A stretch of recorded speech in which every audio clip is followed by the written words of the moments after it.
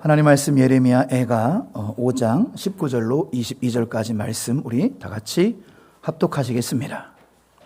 구약 성경 1150면 정도 있고요.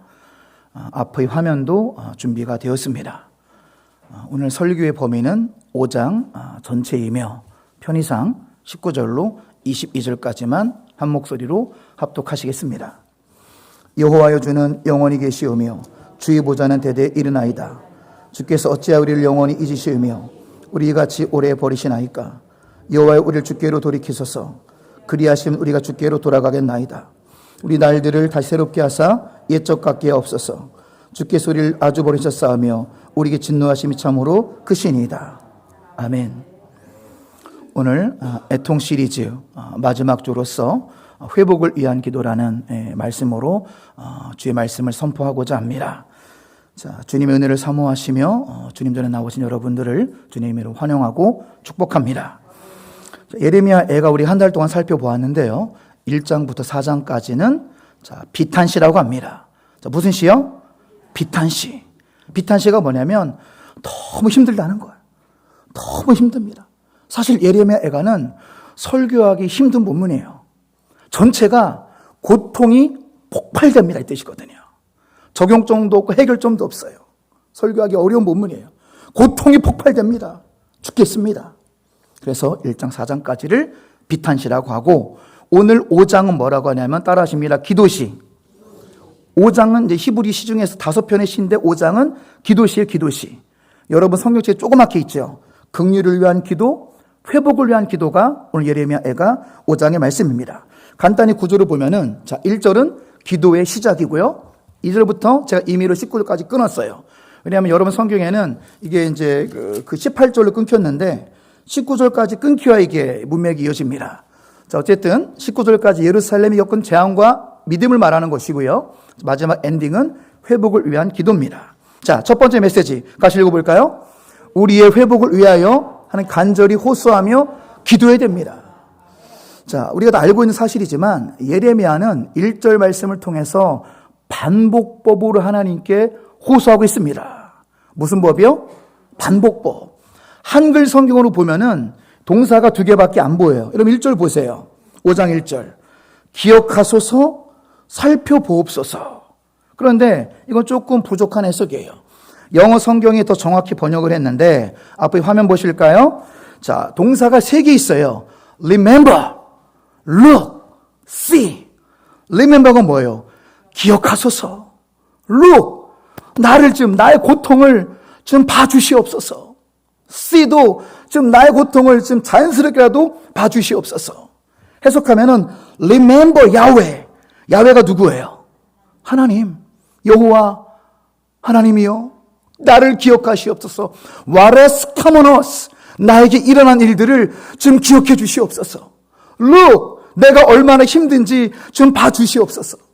See our reproach. reproach는 치욕의 치욕. 나의 수치와 수욕과 치욕을 좀 봐주시옵소서. 히브리어로 보실까요? 더 정확한 거죠. 히브리어로 자카르는 뭐냐면은 머리로 기억이 아니라 주여 마음으로 기억하소서. 내가 너무 곤고합니다.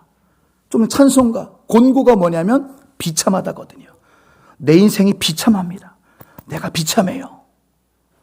곤고한 비참한 나를 그 마음으로 머리로가 아니라 주님 나를 마음으로 기억하소서. 자카르. 자, 나바트가 이제 영어로 룩에 해당하는 룩. 자, 룩은 골똘히 바라보는 거죠. 보시옵소서. 라는 자연스럽게라도 see 봐주시옵소서. 나의 고통을. 사랑하는 성도 여러분, 이렇게 반복법을 사용하서라도 하나님께 간절히 호소의 기도를 드리시기 바랍니다. 하나님, 돈도 없어요. 건강도 없어요. 내 편도 아무것도 없는 것 같습니다.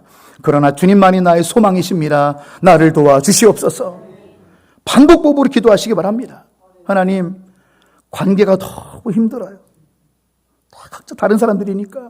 하나님, 관계도 힘들고 직장 생활도 너무 힘들고 숨 쉬고 사는 것 자체가 힘들어요, 주님.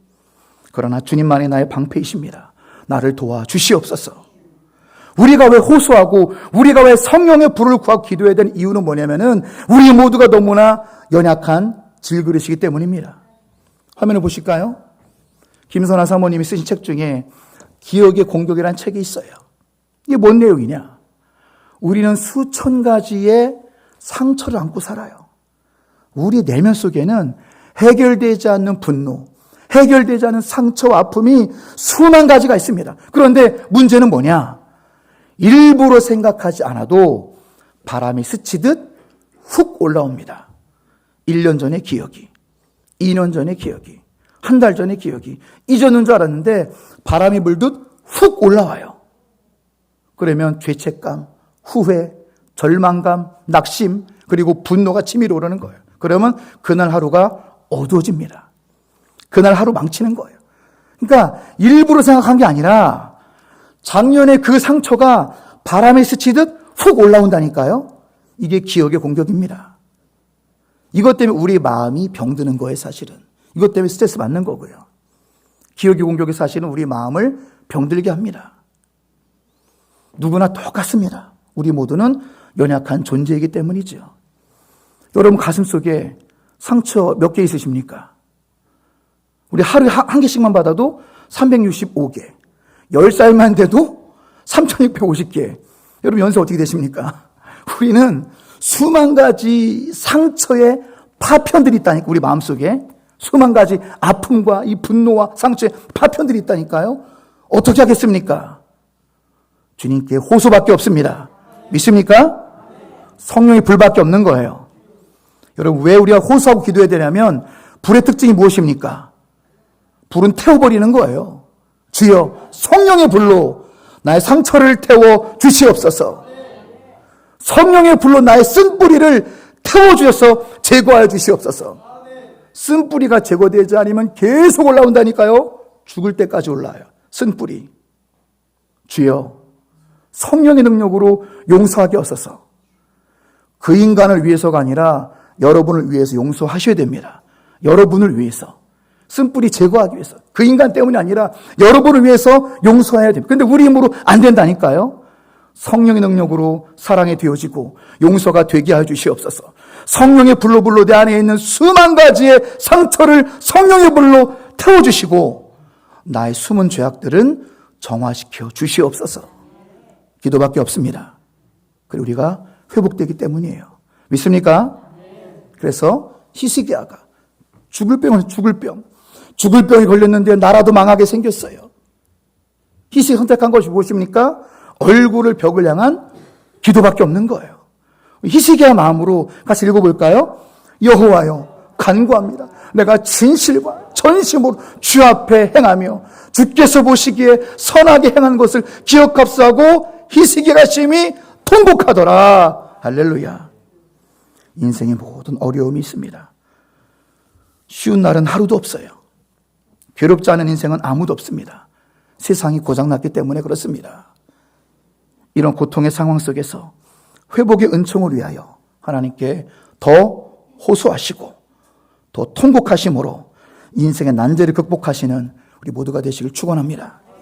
두 번째 메시지 같이 읽어볼까요? 우리 회복을 위하여 고통 현장에서도 우리와 함께 하시며 아파하신 하나님을 신뢰합시다. 여러분 두 줄 글이지만 굉장히 사실은 어려운 말이에요.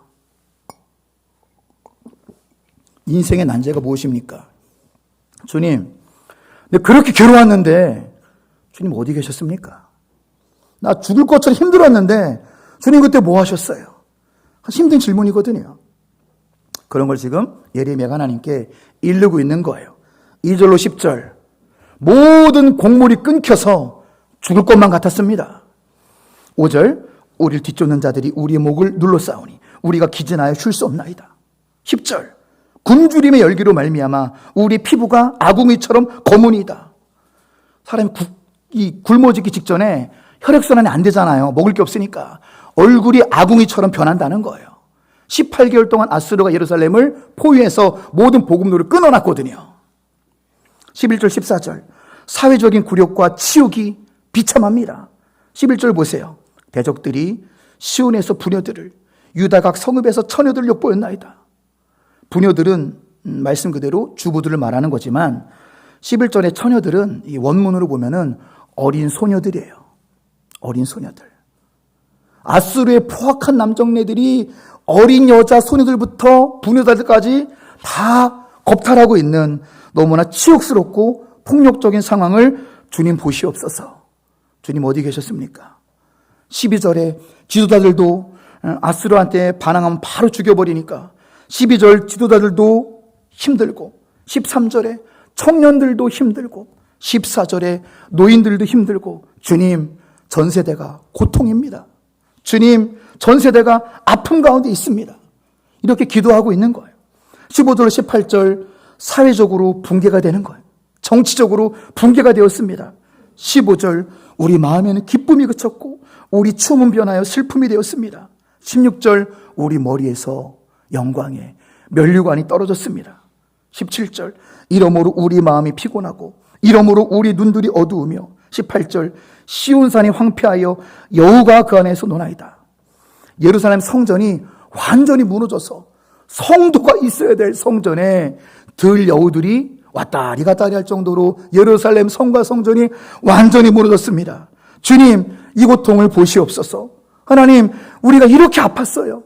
하나님 내가 이렇게 아팠습니다. 이어지는 질문이 무엇입니까? 그때 하나님은 어디 계셨습니까? 책 한 권을 소개해드립니다. 어려운 문제이기 때문에 이거는 쉬운 답이 아니에요. 필립 얀시 영성가죠. 이분이 쓰신 내가 고통당할 때 하나님 어디 계십니까? 일독을 추천드립니다.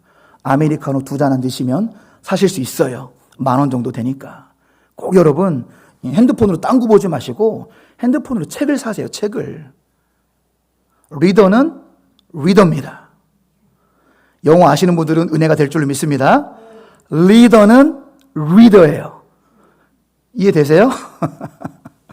리더는 책을 읽는 자란 뜻인데 어쨌든 이 책의 5가지 내용을 수만 가지 주옥 같은 내용이 있지만 5가지만 추스리면은 이런 내용이 나온다는 거죠. 세상은 반역 가운데 있다. 하나님은 이미 지구 위에 유죄 선고 표지를 거셨으며 심판을 선언하셨다. 악과 고난으로 가득 찬 이 세상이 그래도 존재하는 것은 하나님의 자비의 증거이지 잔인성의 증거가 아니다. 다 하나님 탓이 아니라는 것입니다.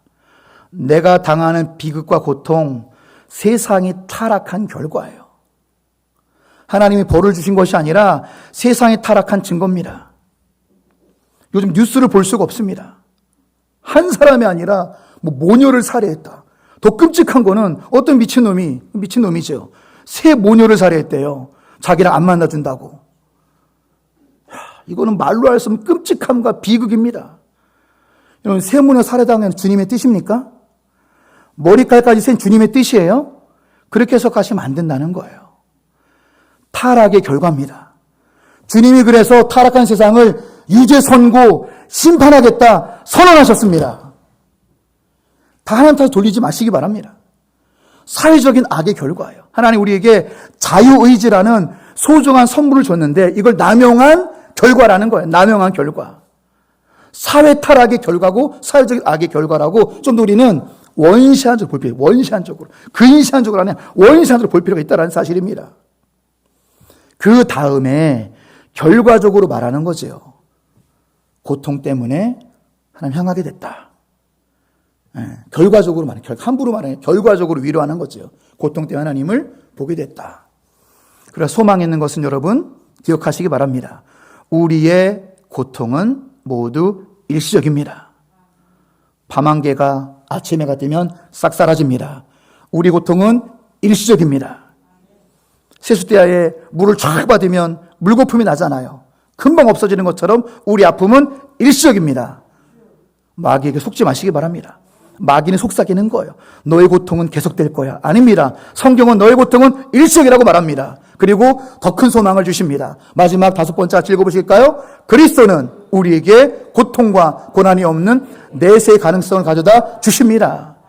내세, 올레자, 세상 세자. 그리스도로 인하여 고통과 고난이 없는 다가올 세상, 천국이 예비되었습니다. 소망 갖고 살아가시기 바랍니다.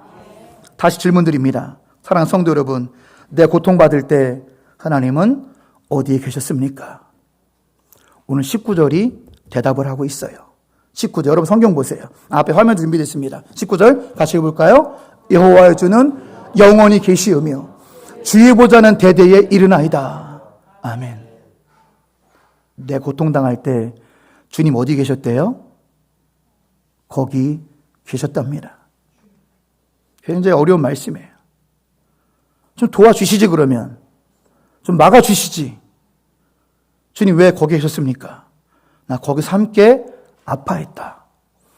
나 함께 침묵했지만 너와 함께했다. 이게 예레미야 애가의 전체 메시지입니다. 예레미야 조용히 읽어보세요. 답이 없어요. 설교하기 힘듭니다.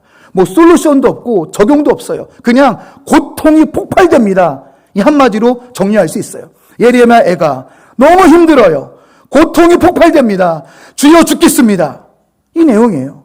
그런데 내포된 의미는 뭐냐면 예루살렘이 초토화될 때 나도 거기 있었다. 침묵하며 같이 아파하고 있었다. 이해가 잘 되지 않죠. 그죠? 전능하신 하나님인데 내 고통 가운데 같이 계셨는데 침묵하셨고 같이 아파하셨고 같이 울고 계셨다. 더 이상은 말씀드릴 수가 없습니다. 왜? 성경이 그렇게 말하고 있으니까. 믿음으로 나가는 수밖에 없는 거예요.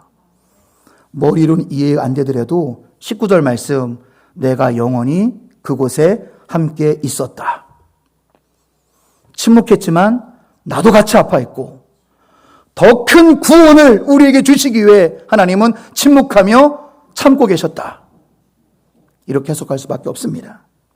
아무튼 이것을 여러분 인정하시고 믿으실 때 치유가 시작될 줄로 믿습니다.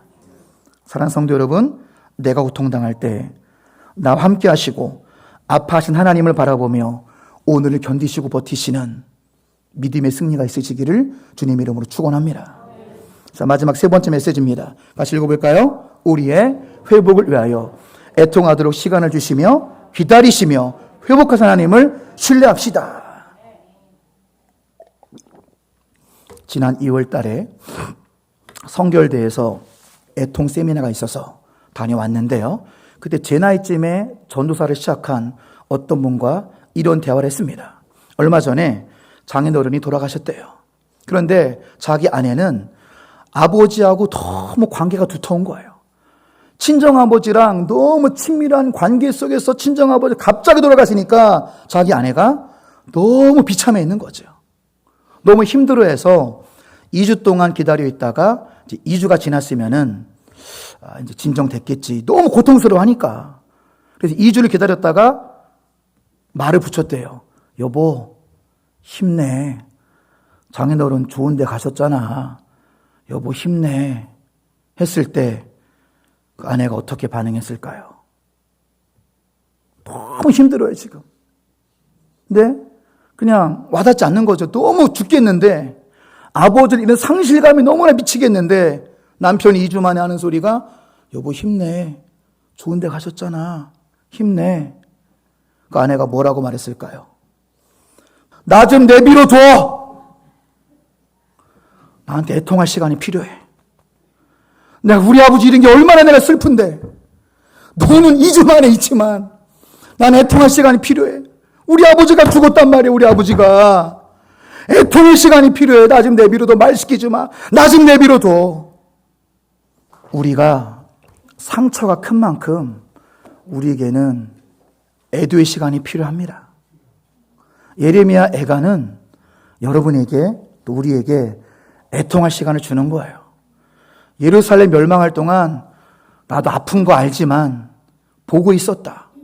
네 상처가 회복되기까지 내가 기다리고 있었다. 왜?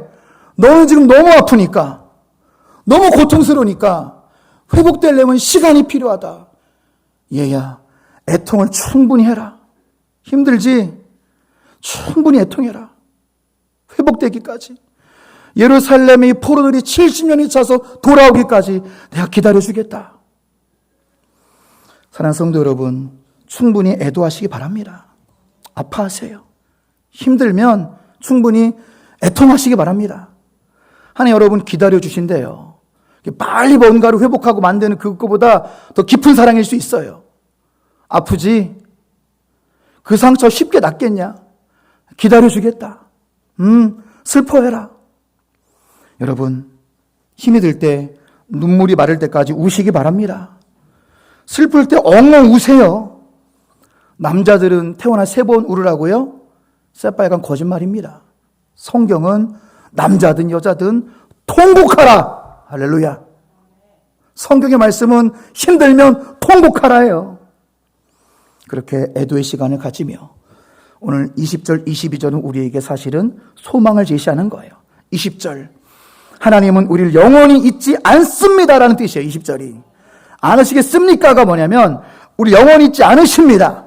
21절. 하나님이 나를 돌이키실 거기 때문에 나의 날들이 새로운 날들이 될 것입니다. 믿습니까? 22절은 굉장히 아쉬운 번역입니다. 잘못된 번역이에요. 그래서 제가 자꾸 원어를 가르쳐 드리는 거예요. 22절대로 읽으면 절망의 절망. 왜 이런 오역을 하느냐? 히브리어의 키라는 단어를 빼먹었어요. 키는 그러나, 영어라면은 unless. unless가 무슨 뜻이에요? 영어 잘하시는 분들. unless. 뭐뭇하지 않으면. 이게 빠져버리니까 22절처럼 엉뚱하게 번역해 놓는 거예요. 그리고 캄이라는 보소서. 이 고통의 절규를 빼먹었어요. 이 우리 한글 성경에는 히브리 언어로는 감, 보소서, 키, 그러나 영어로 unless, 다른 영어로 but, instead. 무슨 뜻이냐? 앞에 화면 보세요. 표준 세번역 이거를 살렸는데 표준 세번역으로 같이 오늘의 뜻을 읽어보겠습니다. 주께서 우리를 아주 버리셨습니까? 우리에게서 진노를 풀지 않으시렵니까? 이건 여러분 강력한 소망입니다. 주님이 우리를 버리시지 않습니다. 주님이 진노를 곧 풀어주실 거예요. 이 뉘앙스를 읽으셔야 돼요. 그래서 여러분 성경에도 반과로 1번하고 좀 바로잡은 부분이 있죠. 여러분 성경책에도. 근데 개역개정 이 부분은 조금 뉘앙스를 잘못 살린 번역이기 때문에 가장 잘 살린 번역은 표준 세번역이에요.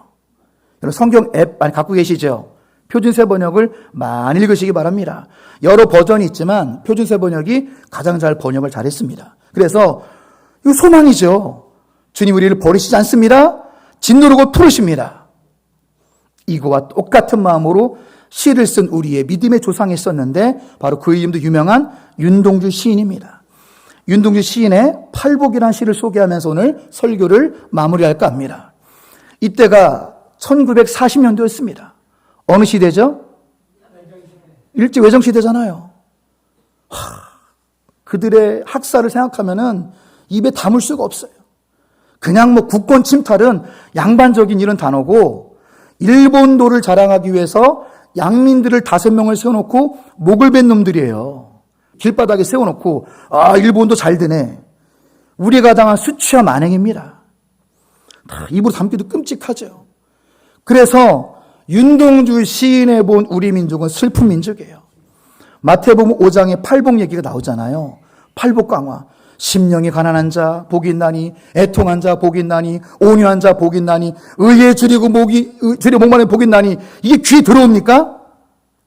민족이 지금 처참해 있는데 귀에 안 들어오는 거예요.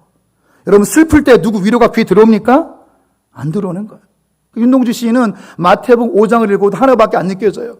슬퍼하는 자는 복이 있나니, 슬퍼하는 자는 복이 있나니. 무려 8번이나 이 고뇌에 찬 이 팔복의 시를 치면서 탈고의 과정이 굉장히 귀한 원고거든요. 저런 원고는 별로 없습니다. 귀한 원고인데 이제 탈고 마지막 하면서 저희가 슬플 것이요. 너무 슬프니까. 아니야 이거 아니야. 두 줄 찍찍 거버려요. 그 다음에 그래도 성경대로 한번 써볼까? 저희가 위로함을 받을 것이요. 근데 민족의 상을 보면은 전혀 위로가 안 되거든요. 이 조선 땅이 회복될 것처럼 보이지 않거든요. 아니야. 나 전혀 위로되지 않아. 시의 결론을 한 줄 띄워서 저희가 오래 슬플 것이요. 이 민족이 오래 슬플까? 일본 놈을 짓밟히고 있는데 우리나라가? 아니야. 오래를 또 지워. 2글자 또 지우고 한자 보시면 한자 읽으시면 읽어보세요. 저희가 영원히 슬플 것이요. 거의 절망으로 시가 끝나요. 우리 조국 대한민국은 회복의 가능성이 없다. 영원히 슬플 거다. 윤동주 시인의 몸부림친 시에 타려고 원고 귀환한 겁니다. 여러분, 근데 이 시는 사실은 역설적인 시예요. 역설적인 시. 너무나 고통스럽지만 이 슬픔이 영원할 것 같으오니 주여 절망 속에서 하나님의 약속을 믿고 싶습니다. 우리 민족이 절망 가운데 있지만 하나님께서 성경에 약속하시는 회복과 해방이 우리 민족에게 있기를 원합니다. 너무 지금 절망스럽지만 나는 지금 주님 앞에 조용히 무릎 꿇습니다. 이렇게 더욱더 강력한 소망을, 회복을 간구하고 있는 것입니다. 말씀을 정리하고 마치겠습니다. 우리는 4주 동안 예레미야 애가를 살펴보며 또 마무리하며 어떻게 살아야 될까요? 4가지로 정리합니다. 같이 읽어볼까요? 애통할 수 있는 좋은 교회를 만들어 나아갑시다. 예레미야 애가를 자세히 들으신 여러분들은 애통을 만들어 나가는 좋은 교회가 되시기 바랍니다. 애통은 뭐냐면 슬픔 당한 자가 말할 수 있어야 돼요. 집사님 너무 힘들어. 나 지금 죽을 것만 같아요. 말할 수 있는 교회가 좋은 교회입니다. 이걸 또 들어줄 수 있어야 돼요. 아, 집사님 그렇게 힘들었어? 권사님 얼마나 힘들었어? 좀 끌어안아주고 같이 울어주고 문제 해결이 아니라 내가 권사님의 아픔 해결될 때까지 내가 함께 할게요. 받아들여지면 되는 교회. 이런 교회가 좋은 교회입니다. 그런 교회가 될 때 우리 교회 소망이 넘칠 줄로 믿습니다. 2번째, 같이 읽어볼까요? 우리의 회복을 위하여 하나님께 간절히 호소하며 기도, 통곡하시기 바랍니다. 성령의 불이 임해야 정화되고 쓴뿌리가 제거될 줄로 믿습니다. 통곡으로 성령의 불을 구하셔야 돼요. 3번째, 우리 회복을 위하여 고통의 현장에서도 우리와 함께 하시며 아빠 하나님을 신뢰하시기 바랍니다. 신뢰하셔야 돼요. 그때 뭐 하신 거유? 이렇게만 생각하면은 이해가 안 되지만 회복이 안 돼요. 성경의 말씀을 믿습니다. 더 큰 구원의 뜻이, 더 큰 원대한 구원의 뜻이 있으시겠지요. 신뢰하시고 하나님과 타협하시고 하나님의 행하심을 인정하셔야 돼요. 4번째, 우리 회복을 위하여 애통하도록 시간을 주시며 기다리시며 회복하시는 하나님을 신뢰합시다. 아, 그렇구나. 빨리 뒤집자 하시는 이유가 하나님이 기다려주시는구나. 내가 충분히 애통하도록, 내가 너무 아프니까 애통하도록 기다려주시는구나. 하나님 만나는 복된 여러분의 삶이 되시길 주님의 이름으로 축원합니다. 기도하겠습니다. 하나님 아버지 감사드립니다. 오늘 주신 말씀 그대로 우리 회복을 위하여 하나님께 간절히 호소하며 기도하게 하시고 고통 현장에서 주님이 거기 계셨습니다. 우리 머리를 이해할 수 없지만 같이 침묵하시고 같이 아파하셨습니다. 거기에 계신 하나님을 인정하게 하여 주시옵소서. 또 우리 회복이 될 때까지 바로 무언가를 뒤집어 주시는 것이 아니라 그래 아프지? 더 슬퍼해라. 더 애통해라. 마음이 정리가 될 때까지 더 울어라. 말씀하셔 기다리시는 회복의 하나님을 바라보며 오늘 내일도 고단한 인생 가운데 진정한 주님의 위로와 주님의 동행하심으로 참된 위로와 승리하는 동암의 모든 가족들로 축복하여 주시옵소서. 예수님의 이름으로 기도드리옵나이다.